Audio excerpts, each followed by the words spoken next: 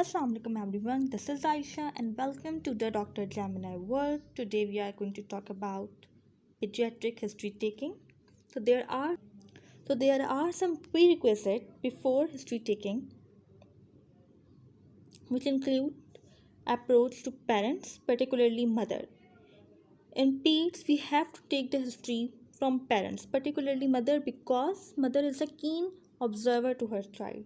Then introduce yourself. I am Dr. Aisha. Then take a consent, that is, I will ask some question about the disease of your child that will help in the diagnosis and treatment of his disease. Is there any issue?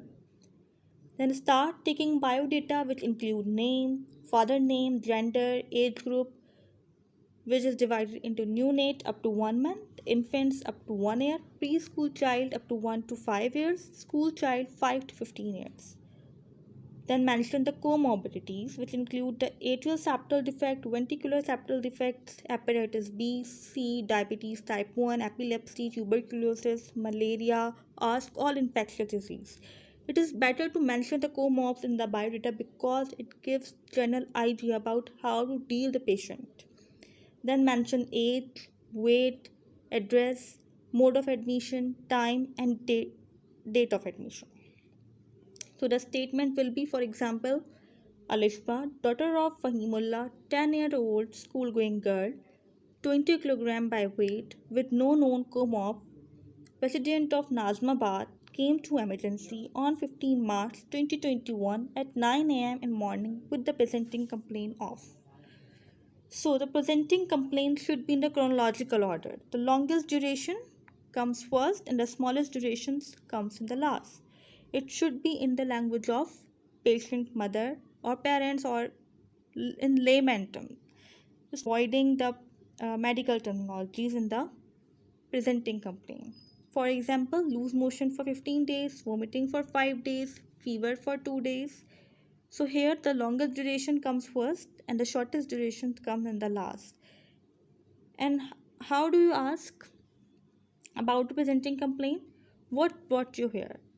Start asking openly and avoiding the leading question. Then history of presenting complaint. In this we have to inquire about the presenting complaint in detailed manner. Similarly, in the order of appearance of complaint. So according to the above example, we have to define first the loose motion, then vomiting, then fever. We have to inquire changes on a day-to-day basis, ask about any treatment before coming here, also mention any history of traditional treatment, that is Hakimi and homeopathic if present. General questions that should be asked in every complaint are: onset, how did your disease start? Either it started suddenly or gradually. Duration, for how long your child is suffering. Severity, how much the disease affect the child daily activities. Severity depend on the daily activities that are playing, studying, able to go school, able to eat or drink. Frequency, how many times in a day or in a week this happen. Progression, is this increasing day by day? Aggravating or relieving factors, is this becoming worse or better by something? Diurnal or seasonal variation, is this happen every winter or summer or spring? Contact history, with a case of communicable disease we have to ask any contact with the case of communicable diseases just like chickenpox, measles, malaria. These are the general questions that should be asked in every complaint.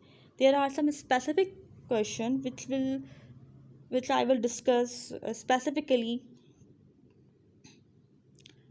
Now come to past history. The past history is divided into past medical and the past surgical. Past medical, we have to ask, have you ever been to hospital or clinic? Have you ever taken medicines before this? Have you ever experienced similar complaint before this? Ask about all the comorbids and infectious diseases here. Then past surgical, ask about the surgical procedure or surgery before coming here. After past history, there is birth history, that is divided into antenatal, natal, and postnatal. Antenatal, In antenatal, you have to ask the mother what was the health status of mother during pregnancy. Ask about diabetes, mellitus, hypertension, fits, tuberculosis, infection, and any other illness that the mother faced during pregnancy. Did you take iron and vitamin supplements? Did you vaccinated yourself against tetanus during third trimester? Did you take medicines during pregnancy? If yes, ask the name, dose, and duration, and any history of X-ray exposure during pregnancy. Natal history. In natal history, you have to ask about the duration of gestation, duration of labor, the place of delivery, either it is home or hospital, mode of delivery. It may be spontaneous vaginal delivery, instrumental or C-section, who assisted your delivery, either it is she is midwife, dye, doctor, any complication during delivery. Postnatal. In postnatal, you have to ask the first cry, about the first cry, history of crying. That was the first cry was immediate or delayed. History of cyanosis and resuscitation. Did your child become bluish just after delivery? What was the birth weight? Was there any birth injury? Was there any feeding problem in neonatal period?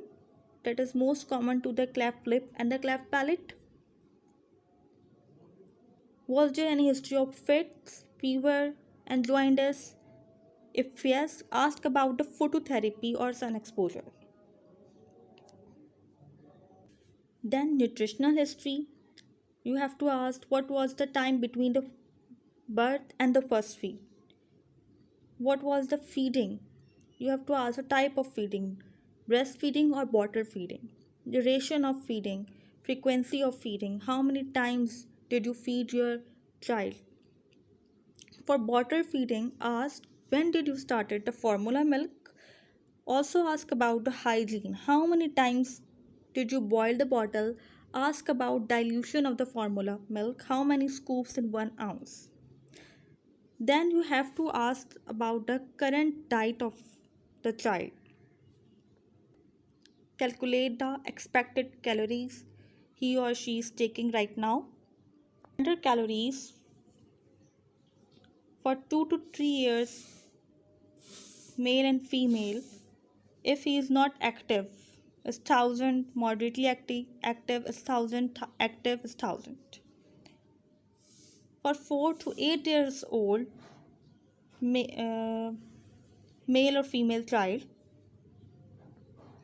it is 12 to 1400 calories. For not active child, 14 to 1600 for active child, for moderately active child, and 16 to 2000 for active child. For the age group 9 to 13 in males, the standard calories are 1600 to 2000. For sedentary, 1800 to 2200 moderately active, 2000 to 2600 active. And for female, 1400 to 1600 sedentary, 1600 to 2000 moderately active, 1800 to 2200 active. Now, daily amount of each food group based on calorie needs.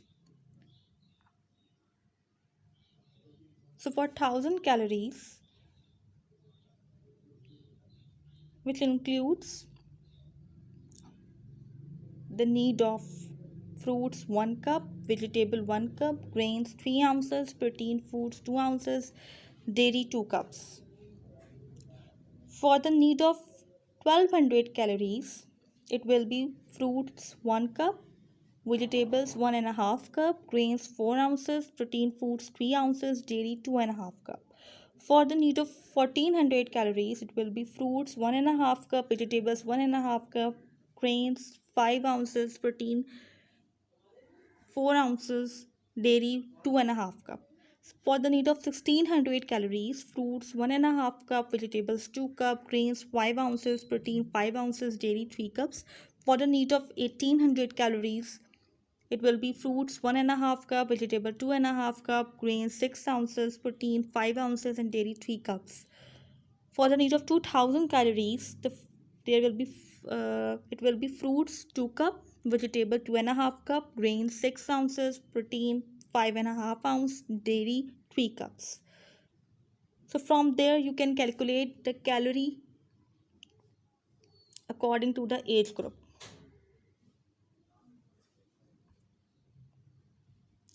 Then ask, at what age did you started solid, and what was the nature of the solid, what was the amount and frequency of that solid food.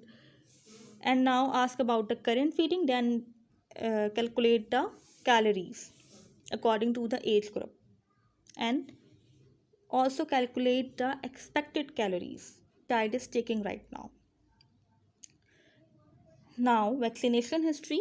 Check the vaccination card if present. Ask about visit to the vaccination center, type of vaccine. Check the vaccination mask on arm for BCG. And ask, have you completed all the vaccines or not? Then ask the developmental history. When did the child first smile? When did the child hold his neck? When did the child sit with or without support? When did the child crawl? When did the child stand with or without a support? When did the child walk? When did the child run? Then start taking the family history and ask the parent about their marriage. Is their cousin genius or non-cousin genius? Ask about a parent illness, any familiar or inherited disease that is running in the family, number of siblings, their health, and any death of the sibling due to any specific disease. Ask about miscarriages, stillbirth. Then start taking the socioeconomic history. Ask the status of their house, either to self or rent, total number of persons, total number of rooms, are they well ventilated or not, number of earners, total income, environment and hygiene around the house, any industry or factory near to house, do they use tap water, boiled water or mineral. So this is the family chart or the pedigree chart. In this, the square represents a male, the circle represents a female, single line between the square and the circle represent a non-cousin marriage, double line represent a cousin marriage, shaded square or circle represent the deceased male or female, colored square or circle represent the deceased children or death, and this symbol represent a miscarriage. When both the square and the circle are joined to one point, it denotes the dizygotic twins. And when both the square and the circle are joined to one point and also joined by single line, today it represents the monozygotic twins. And this rhomboid shape or diamond shape represents the sex unspecified. So this is the family chart or the pedigree chart. This is the male, female, cousin marriage, and they have 3 male child and 3 female child. So this represents a 9-year-old. It represents a 7-year-old deceased child. It represents a 5-year-old child that is deceased. So you have to make the squares size according to the years. For example, here the 9-year-old child box is larger than 7-year, and 7-year-old child box is larger than 5-year. Then 4-year-old girl, 3-year-old girl, and in the last is the miscarriage.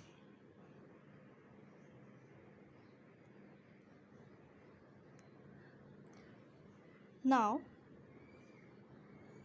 you have to take the systemic review.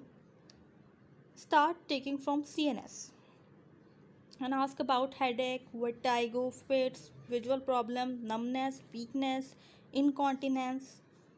Then CVS. For CVS, you have to ask the shortness of breath, chest pain, sweating, edema, palpitations, cyanosis, fainting. For respiratory, you have to ask sore throat, earache, cold cough, hemoptysis, wheezing, fever, chest pain, shortness of breath, running nose, chest pain, and aspiration. Mostly aspiration and common in children's. For GIT, you have to ask the loss of appetite, pain in abdomen, nausea, vomiting, diarrhea, constipation, melena, joints. For genitourinary, you have to ask about the flank pain, dysuria, polyuria, nocturia. Dysuria is the burning micturition. Polyuria, polyuria denotes increased frequency of urine. Nocturia denotes increased frequency of urine during night. Enuresis, frequency, foamy urine, gravel in urine, stream, hematuria, incontinence. For endocrine, you have to ask the polyuria, polyphagia, polydyspia, weight gain or loss of heat or cold intolerance, sweating. For locomotor, you have to ask about joint stiffness, skin rash, dry mouth, eyes, hair loss, cold extremities. For skin, you have to ask rash, itch, color spots. So, what is the purpose of systemic review? The purpose of systemic review. Thank you so much for watching this video, for watching this tutorial. And if you like this, press the like button, subscribe this. Live your life, live your dream, explore your potential because you can do it.